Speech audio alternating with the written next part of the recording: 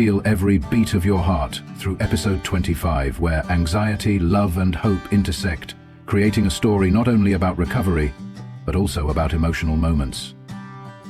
Early in the morning, Tu Tien woke up feeling cheerful because her leg had improved significantly after the accident. Although the sprain still caused some discomfort when she stood for long periods, the purple swelling had largely subsided.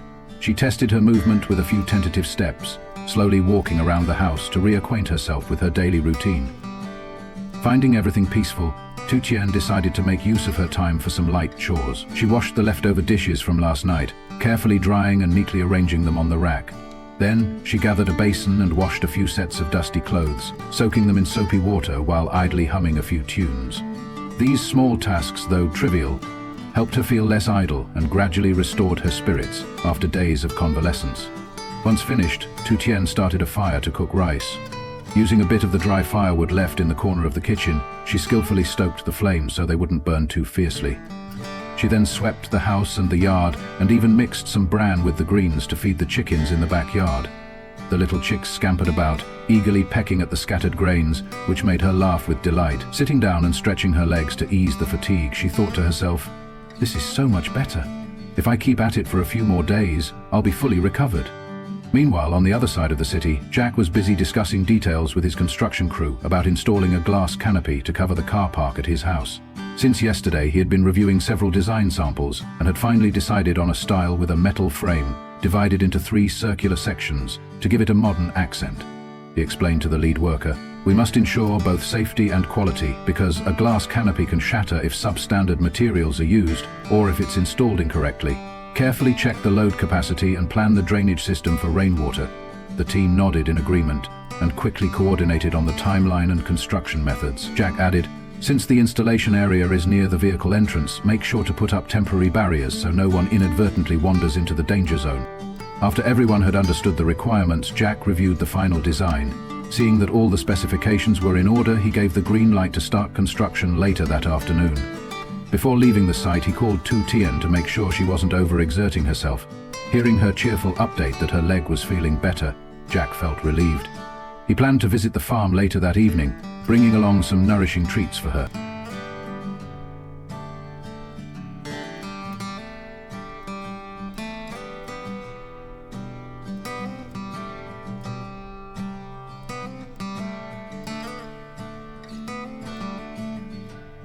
Early in the morning, Boss Hoai announced that Director Phuc would be reassigned as Jack's assistant to help support the company's major projects, such as the golf course. Phuc arrived at the office very early and was settled into a comfortable workspace, ready to tackle her new responsibilities with enthusiasm. Not long after, Hoai brought over a meticulously prepared proposal for the golf course project and placed it on Jack's desk for review. As Jack skimmed through the proposal, Jiang offered some suggestions for revisions, emphasizing the need to clarify technical specifications and propose a safe, efficient construction plan. Listening carefully and considering the feedback, Jack decided to assign Jiang to oversee the golf course project, as he was already familiar with An Nan Hen, a longtime partner of his. "Jiang, I'm putting you in charge of this project. An Nan Hen is a trusted partner, so I need you to supervise every detail closely. And Hoai, please revise the proposal according to Jiang's instructions and continue managing our other projects," Jack instructed. Hoai nodded and promptly began updating the proposal with Jiang's recommendation. Jack stressed the importance of both material quality and construction progress to the entire team. "We cannot overlook any detail, from selecting materials to monitoring the construction process. Everything must be executed precisely as planned so that, upon project completion, our clients and partners are completely satisfied." Phuc, drawing on her management experience, carefully recorded every point discussed, ready to assist Jiang in checking the progress and quality at the construction site. After receiving the contact numbers for the site managers from Jack, Jiang promised to regularly inspect and update everyone on the project's status. He shared with the team, "I will work closely with all relevant departments to ensure that the golf course project not only stays on schedule, but also meets the highest quality standards." The other team members unanimously expressed their confidence in Jiang's leadership. The morning passed in a focused and energetic atmosphere. As the meeting concluded, Jack affirmed, "Quality and progress are our top priorities. Each one of us must give our all, because the success of this project will be a crucial stepping stone for the company's future." With that, everyone left the meeting room, energized and ready to face the new challenges ahead.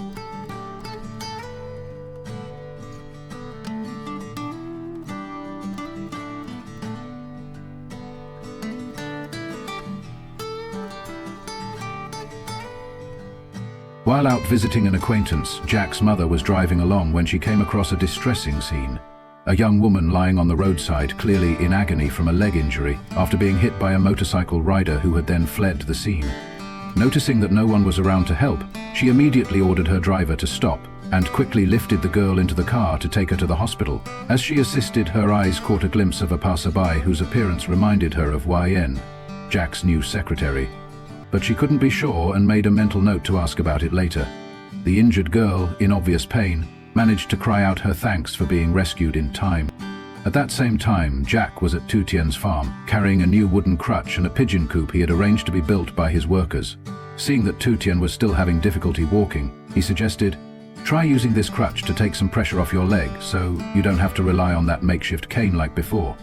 She nodded, taking a few tentative steps, before breaking into a grateful smile. Jack then carefully carried the pigeon coop inside and selected a breezy spot near the porch to hang it, explaining, "I've added a canopy and some small wooden supports so the pigeons have a safe place to roost." Afterward, he tended to the thriving vegetable garden with deliberate care.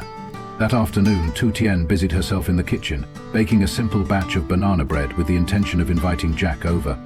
She invited him to sit down at the wooden table where they ate and chatted. During the meal, Jack encouraged Tu Tien to read more, especially books on tax law and business, so that she could eventually expand her trading activities and register a legal business, he explained. "When you run a business, you have to pay taxes, market fees, and get licenses. It's all necessary to protect your rights and responsibilities."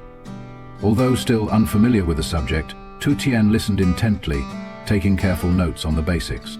Patiently, Jack guided her through the process of looking up information, reviewing regulations, and understanding tax rate tables, reminding her that while it might seem complicated at first, persistence would eventually make it second nature. Seeing her serious expression, Jack couldn't help but chuckle. "I believe in you. You might even end up managing the farm more systematically in the future." Tu Tien blushed and whispered, "I'll do my best. I just hope my leg heals soon so I can really get started." The cozy atmosphere between them felt almost like that of a family, signaling promising new beginnings for Tu Tien and the future of the farm.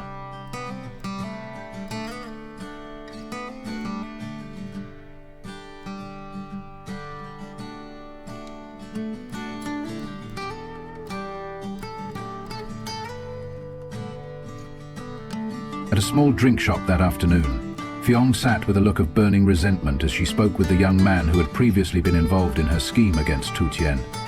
After they were caught hiring someone to run over Tu Tien, Phuc and her accomplices had been forced to flee, and ultimately they were caught and lost their jobs. Fortunately, Mr. Phuc had vouched for them, so they avoided severe legal consequences. Still, Huang's heart was far from at peace. She kept on berating, "That poor Tien, so destitute, yet Jack treats her like a precious treasure. Meanwhile, I poured my heart out to him only to be flatly rejected, and then I got fired." The young man, sitting across from her with a scornful glare, retorted, "And what do you think? Should we just let Tu Tien be?" Huang gritted her teeth. "No. I want her to pay the price. I want her to lose all her honor, so much so that she can't even come back." After several minutes of bitter discussion, they hatched a ruthless plan. They would trick Tu Tien by spreading the news that Jack had been in a serious accident and urgently needed her help. At that moment, they planned to lure her into a car, drug her until she passed out, and then drive her across the border. Huang said coldly, "Once she's gone, there'll be no coming back. We'll make our escape after everything's done, leaving no trace behind." The next day, the young man approached Tu Tien along a deserted road, his face filled with feigned panic as he said, "Ma'am, Jack was in a severe accident on the outskirts and needs you urgently. I was asked to let you know."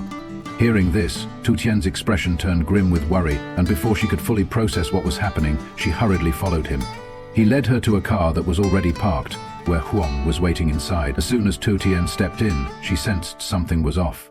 Before she could react, Huang swiftly pressed a cloth soaked in sedative against her nose. Tu Tien slumped into a chair, gradually losing consciousness. Seeing Tu Tien lying unresponsive, Huang smirked and said to the young man, "Drive.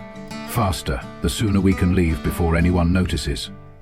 The young man immediately started the car and it sped away, carrying the badly injured Tu Tien.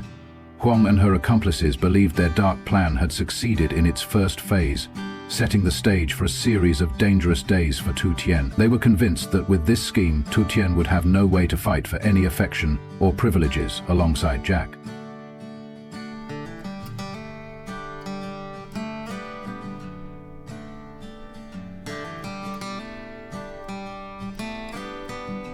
Early in the morning, Jack, Giang, Phuc and Hoai headed to a new urban development where the company was executing a project to build 150 houses within 2 years.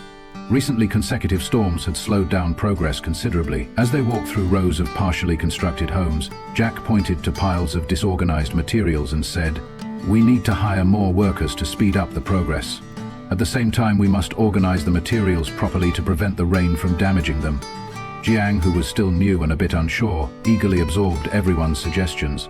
Smiling at Jack, she said, "I'll do my best to adapt. You can count on me." Once things at the construction site had stabilized, Jack decided to stop by a mobile phone store on the way back.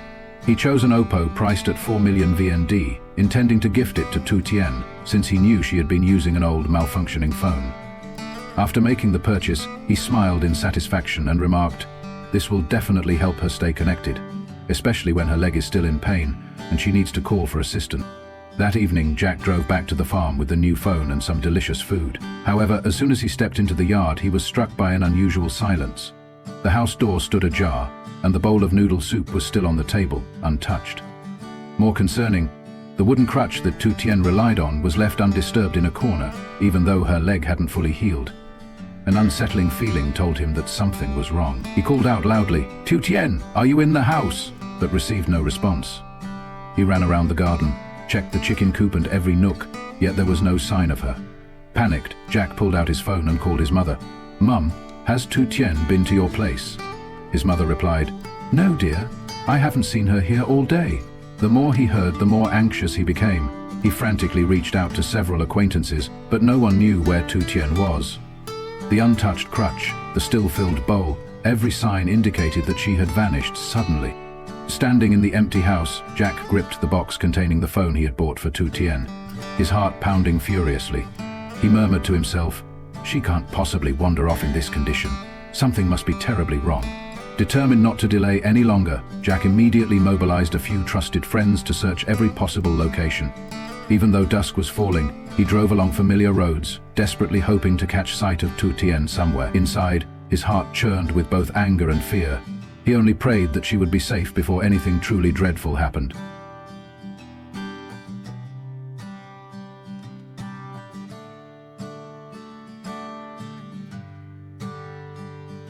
Cô bị người chồng mà cô từng yêu đẩy ra ngoài một cách tàn nhẫn. Cô lang thang cho đến dưới chân đồi, bên bờ con suối chảy qua nơi những giọt lệ hòa vào dòng nước đục. Cô chẳng biết tương lai sẽ ra sao, chỉ cảm nhận trái tim mình tan nát theo từng bước chân.